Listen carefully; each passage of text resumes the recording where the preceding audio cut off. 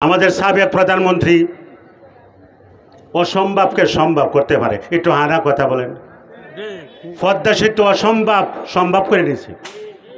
আপনার কাছে আবদার, আপনি দেশের প্রধানমন্ত্রী হওয়ার পর প্রথম বৎসর যাদেরকে হত্যা করছেন এদেরকে ফিরিয়ে দেন।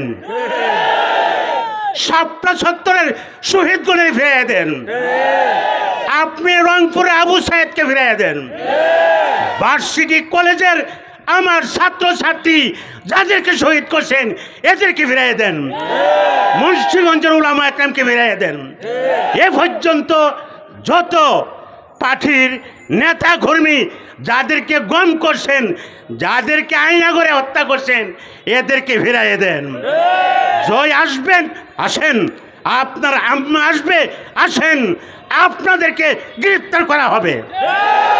পিছন থেকে পর্যন্ত তালিকা হইতেছে, আমাদের হেফাজতের পক্ষ থেকে তালিকা আরম্ভ হয়েছে।